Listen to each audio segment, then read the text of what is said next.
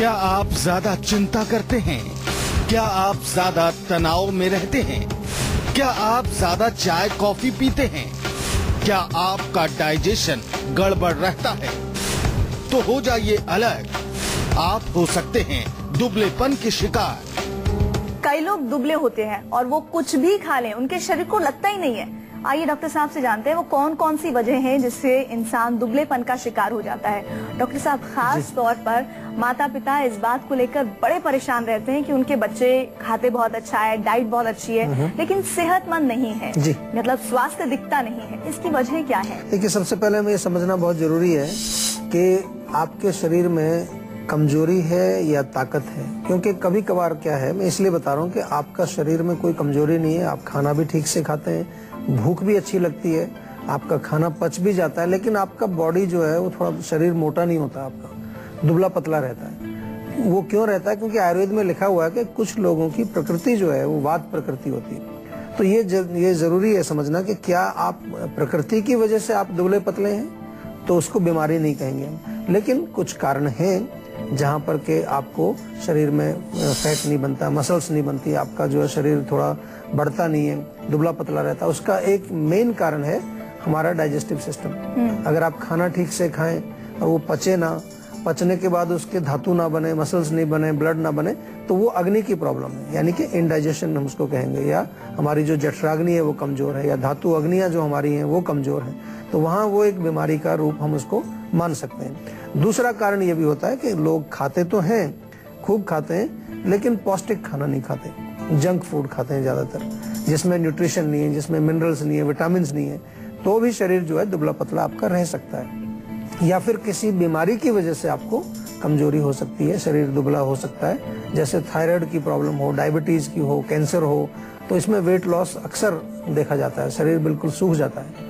या फिर कुछ ऐसी बीमारियां हैं जहाँ पर जैसे खून की कमी है, हीमोग्लोबिन कम हो गया है, अनीमिया हो गया है, किसी महिलाओं में ब्लीडिंग बहुत ज्यादा हो रही है, उसकी वजह से भी आपका शरीर दुबला पतला हो सकता है। तो हमें कारण को जरूर समझना है। और कभी कभार कुछ ऐसी दवाइयां भी होती हैं, कई लोग ऐसी औषधियां कुछ खा रहे होते हैं जिनके दुष्प्रभाव, उनका साइड इफेक्ट होता है कि शरीर आपका कमजोर होने लगता है। बहुत सारी स्ट्रॉन्ग दवाइयां खासतौर पर जो होती है हमारी, कई बार जैसे कीमोथेरेपी कराया आपने या कोई और इस तरह की मेडिसिन ली जो बहुत आपके शरीर पर दुष्प्रभाव डालती है, का साइड इफेक्ट होता है कि शरीर आपका कमजोर होने लगता है। बहुत सारी स्ट्रॉन्ग दवाइयां खासतौर पर जो होती है हमारी, कई बार जैसे कीमोथेरेपी कराया आपने या कोई और इस तरह की मेडिसिन ली जो बहुत आपके शरीर पर दुष्प्रभाव डालती है, तो वहां पर भी हमें ये देखना चाहिए कि उसकी वजह से भी हो। तो वजह इसलिए हम डिस्कस करते हैं शुरू में कि जब भी कोई रोग हो उसको अगर हमें ठीक करना है तो ठीक करने के जो तरीके हैं वो कारण के साथ ही जुड़े हुए हैं। कारण हमें पता होगा तो उसका इलाज भी हम आसानी से कर पाएंगे। डॉक्टर साहब, आपने बताया कि दुबलेपन की वजहें क्या हो सकती है, लेकिन अमूमन हमने अपने घर परिवारों में, नाते रिश्तेदारों ने अमूमन ये देखा है या पाया है कि अगर घर में कोई जरूरत से ज्यादा दुबला है तो वो जरूर कंसर्न दिखाते हुए कहते हैं अरे कुछ चेकअप करा लीजिए, कोई बीमारी तो नहीं है। तो क्या जो दुबले हैं उन्हें बीमारी होने की संभावना ज्यादा रहती है और कौन कौन सी बीमारियां उन्हें हो सकती है? बिल्कुल, देखिए, जो आदमी कमजोर है, दुबला पतला है, और जैसा हमने अभी आपको बताया जब हम कारणों का डिस्कस कर रहे थे कि जो खाना आप खाते हैं अगर वो पचेगा नहीं और आपके शरीर का हिस्सा नहीं बनेगा तो हमारी जो रोगों से लड़ने की शक्ति, जो इम्यूनिटी पावर जो हम जिसको कहते हैं, हमारे आयुर्वेद में उसको ओज बोलते हैं हम, तो ओज जो है वो कमजोर रहेगा या हमारी रोग प्रतिरोधक शक्ति हमारी कमजोर रहेगी।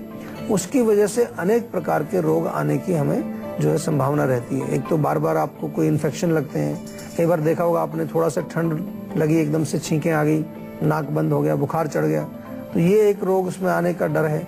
इसके अलावा जो डेफिशिएंसी डिजीजेज होती हैं जैसे कि एनीमिया है, ऑस्टियोपोरोसिस है जिसमें कि आपकी हड्डियां कमजोर हो जाती हैं, मसल्स की प्रॉब्लम होती है, मस्कुलर डिस्ट्रोफी है, या फिर जो है जो इनफर्टिलिटी जैसी प्रॉब्लम्स है वो भी हम इसी के साथ जोड़ते हैं। कमजोरी, वीकनेस होती है, सेक्सुअल वीकनेस को भी इसमें हम जोड़ सकते हैं, क्योंकि शुक्र धातु जो है वो कमजोर होगा तो उसकी वजह से ये प्रॉब्लम, कई मेल्स में जैसे स्पर्म्स नहीं बनते हैं प्रॉपरली, महिलाओं में कई बार जो है एग बनता है वो बहुत पोटेंट नहीं होता।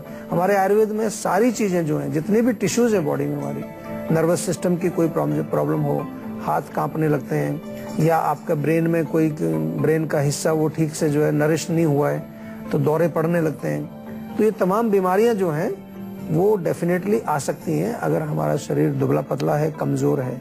तो कमजोरी अपने आप में एक बहुत बड़ा कारण बन सकता है अनेक रोगों के लिए। डॉक्टर साहब, अभी आपने एक अंश में बताया कि अनियमितता अगर है तो भी आप दुबलेपन का शिकार हो सकते हैं। तो ऐसे में ये भी समझना बहुत जरूरी है कि अनियमितता अगर है, अमूमन हमने देखा है आज का जो लाइफस्टाइल है उसमें कोई भी ना समय पर खाता है ना सोता है, तो बहुत ही अपने मन मुताबिक चीजें चल रही हैं। क्या इसकी वजह से भी दुबलेपन का शिकार कोई भी हो सकता है? डेफिनेटली। देखिए, जब हम खाना खाते हैं तो खाना खाने के पश्चात उसमें खाने को पचाने के लिए हमें टाइम चाहिए, और खाना पचने के पश्चात फिर जो आगे हमारा जो मेटाबॉलिज्म होता है बॉडी में, जो हमारी टिश्यूज बनती हैं, उसमें फिर आगे वो प्रोसीजर शुरू होता है। लेकिन अगर हम टाइम से नहीं खाएंगे, जिस समय हमें भूख लगी, मान लो बहुत बारी होता है, लोग बिजी होते हैं, भूख बहुत तेज लगी है, लंच का टाइम हो रहा है लेकिन अभी काम पड़ा हुआ है या कोई इंपॉर्टेंट काम में आप लगे हुए हैं, तो ज्यादातर लोग क्या करेंगे, थोड़ा एक चाय पी लेंगे या पानी पी लेंगे या कोई कोल्ड ड्रिंक पी लेंगे।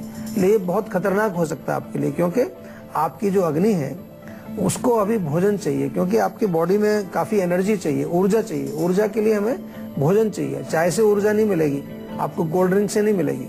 और इसीलिए बहुत आवश्यक है कि हर समय, मतलब नियमित समय पर आपको खाना चाहिए, रेगुलर खाना चाहिए। जैसे कि आपकी गाड़ी का जब टैंक खाली हो जाए तो उसमें अगर आप पेट्रोल नहीं डालेंगे तो नहीं चलेगी, वो खड़ी हो जाएगी, एक जगह साइड में रुक जाएगी। आपने देखा होगा कई बार पेट्रोल खत्म हो जाता है तो गाड़ी चलती नहीं है। ऐसे इसका पेट्रोल अगर हम टाइम पर नहीं डालेंगे, और ये बहुत अच्छा प्रश्न इसलिए पूछा आपने कि आजकल बहुत सारे लोग हैं ऐसे। इसी में डॉक्टर साहब मैं एक और पॉइंट ऐड करना चाहूंगी, और मैं चाहूंगी कि आप बताइए, अमूमन लोग ऐसा करते हैं, अगर भूख लग रही है, आपने कहा कोल्ड ड्रिंक पी ली, चाय पी ली, इससे आपकी भूख दब जाती है। कई बार क्या होता है कि आप भूख आपको लग रही है, आप अवॉइड करते हैं, आप नहीं खाना खाते हैं, तो वो एक टाइम के बाद भूख मर जाती है। ये कितना घातक है? ये बहुत घातक है, क्योंकि मैं वही समझा रहा हूँ कि जो आपकी अग्नि, जो जब भूख लगती है, इसका मतलब आपको एक सिग्नल आ रहा है कि भाई आपको एनर्जी चाहिए बॉडी को, जो काम चल रहा है, बहुत सारे काम चल रहे हैं ना अंदर, वो तो रुकते नहीं है। हार्ट बीट कर रहा है, किडनीज काम कर रही है, लंग्स काम कर रहे हैं, हमारे एक एक सेल के अंदर पूरी फैक्ट्री लगी हुई है।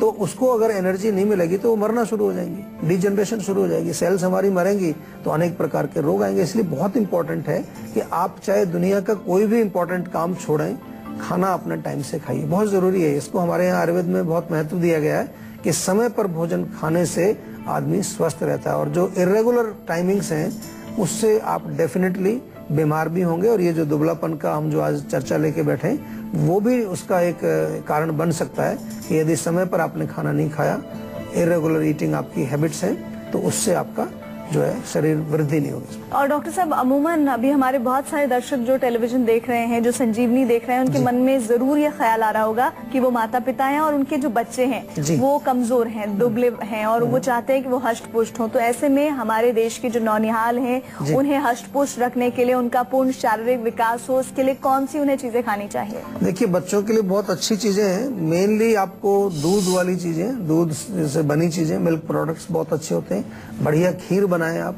खीर में किशमिश वगैरह डाल करके उनको खिलाएं।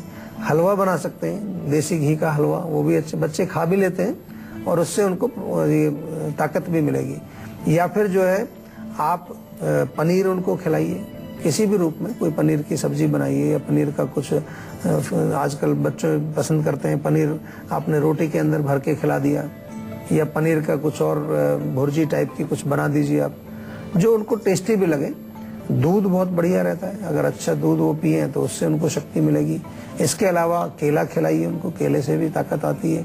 या फिर जो है दही उनको खिलाएं, ताज़ा, ज़्यादा मात्रा में नहीं, और रात को नहीं खिलाना है, ताज़ा दही। शहद अगर उनको खिलाएंगे उससे भी शक्ति उनको शरीर में मिलेगी। मैंने सारी चीज़ें वो बताई हैं जो आपके घर में मौजूद हैं, इजीली अवेलेबल हैं, और उनका प्रयोग आप बच्चों को करा सकते हैं। थोड़ा सा जंक फूड से बचा के रखिए उनको। आजकल बच्चों की जो जीभ है वो इधर नूडल्स और ये क्या क्या चीज़ें जो हैं, मोमोज हैं और बर्गर्स हैं, इधर ज़्यादा बच्चे उधर ज़्यादा जा रहे हैं, तो वो पूरा पोषण उनको मिलता नहीं है। कमजोरी का कारण कई बार हमारा जो खाना है वो है। तो खाना अगर हम अच्छा खिलाएंगे, दाल बहुत अच्छी रहती है ताकत के लिए, प्रोटीन होता है उसमें, तो दाल उनको खिलाएं, स्प्राउट्स बनाएं, कुछ अलग अलग तरह के आप व्यंजन बना सकते हैं, टेस्टी बना सकते हैं। टेस्टी बनाने के लिए आपको थोड़ा बहुत जो है कुछ सीखना पड़ेगा, कला, कुकिंग की जो कला होती है, या जो किचन में जो किस तरह से हम कई चीज़ों को अलग अलग प्रकार से बना सकते हैं, तो वो बनाना चाहिए ताकि बच्चों की खाने में रुचि भी बनी रहे और उनको पोषण भी मिल जाए। तो मामला गड़बड़ सिर्फ वही हो जाता है कि बच्चे ये सब चीजें तो खाते हैं जो आपने पौष्टिक चीजें बताई, लेकिन साथ में वो जो जंक फूड जिस तेजी से खाते हैं उसका पूरा असर दिखता है और यही वजह है कि माता पिता बेचारे परेशान ही रहते हैं। अभी तक आपने जाना कि दुबलेपन की समस्या की वजह और उसके लक्षण क्या है। आइए अब बारी है आज की संजीवनी की, जिसमें डॉक्टर साहब बताएंगे कि दुबलेपन से छुटकारा पाने की क्या है आज की संजीवनी।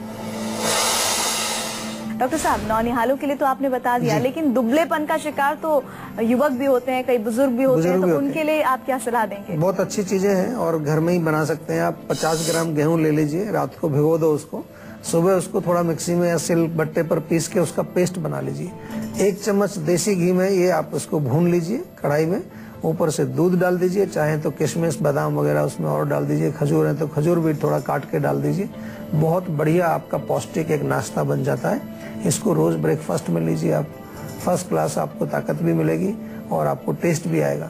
इसी प्रकार से आप 5-6 खजूर ले लीजिए, 7-8 बादाम, 10-12 किशमिश रात को पानी में भिगो, सुबह इनका पेस्ट बना करके 1 गिलास दूध में डाल करके उबाल करके उसको पी लीजिए, बहुत फायदा होगा। अगर पेस्ट भी नहीं बनाना तो ऐसे चबा के खाइए, साथ में दूध पीते रहिए, उससे बहुत फर्क पड़ेगा। अश्वगंधा हमारे यहाँ एक बहुत अच्छी जड़ी है, जीवा में हम अश्वगंधा की टैबलेट भी बनाते हैं, पाउडर भी मिल जाएगा आपको। अश्वगंधा का प्रयोग 1 चम्मच सुबह 1 चम्मच शाम को, छोटी चम्मच दूध के साथ, उससे आपको बहुत फर्क पड़ता है। और पनीर घर में बनाए तो ज्यादा है, दूध अच्छा दूध लाइए, उसको दूध का पनीर बनाइए, पनीर में थोड़ा शहद मिला करके खाइए, बहुत बढ़िया चीज है, ताकत मिलेगी आपको बहुत फर्स्ट क्लास।